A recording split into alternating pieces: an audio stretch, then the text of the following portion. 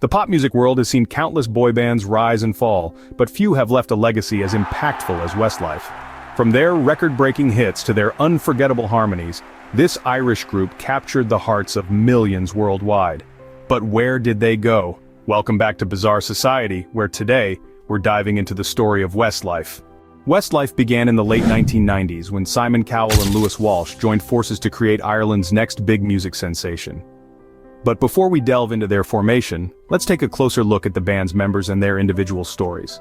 Shane Phelan was born on July 5, 1979, in Sligo, Ireland. As the youngest of 7 children, Shane grew up in a musical family. His parents ran a diner where he often performed for customers, honing his voice from a young age. Shane's love for music was evident even as a child, and his dream of becoming a singer began to take shape. Nicky Byrne was born on October 9, 1978, in Dublin, Ireland, and had a different path before joining the band. Nicky was passionate about football, and even played as a goalkeeper for Leeds United. Despite his love for sports, Nicky always had a deep interest in music, and his charm and talent eventually led him to the stage. Mark Feehily was born on May 28, 1980, also hailed from Sligo. Known for his incredible vocal range, Mark grew up singing in school plays and local competitions. Though he was shy, his talent was undeniable, and he quickly became one of the standout voices in the group. Cian Egan was born on April 29, 1980, in Sligo, and came from a family with strong ties to music and acting. Cian was a skilled instrumentalist, playing guitar, piano and drums, which gave him a unique edge as a performer. And Brian McFadden was born on April 12, 1980 in Dublin, had an adventurous spirit and a knack for entertaining.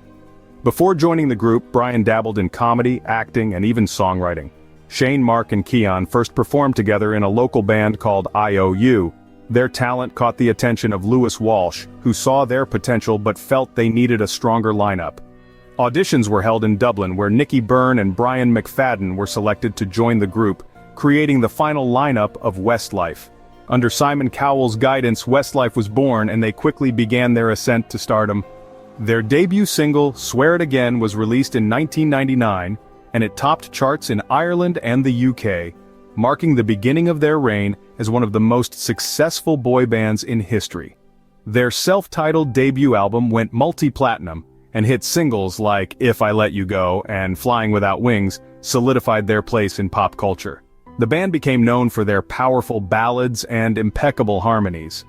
Over the next few years, they released chart-topping albums, including Coast to Coast and World of Our Own.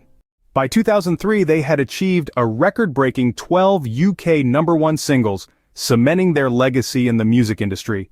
Westlife's live performances were a spectacle. With sold-out tours and millions of adoring fans, they weren't just a band, they were a global phenomenon. But as the saying goes, all good things must come to an end or at least face a turning point. In 2004, the band faced its first major setback when Brian McFadden announced he was leaving Westlife. His departure shocked fans worldwide as the group was at the height of its success. Brian cited personal reasons, including a desire to spend more time with his family and pursue a solo career. While the split was amicable, it marked a turning point for the group. Many wondered if Westlife could continue without one of its core members. However, Shane, Cian, Mark, and Nicky decided to forge ahead as a 4-piece, proving their resilience. Their first album as a quartet, Face to Face, 2005, featured hits like You Raise Me Up, which became one of their most iconic songs. Despite Brian's absence, the band maintained their chart-topping success and continued touring globally. As the music industry evolved in the late 2000s, Westlife faced new challenges. The rise of digital music, changing trends, and the boy band wave beginning to wane put pressure on the group to adapt. Though they released several more albums, including Back Home and Where We Are, the commercial performance of their music began to dip.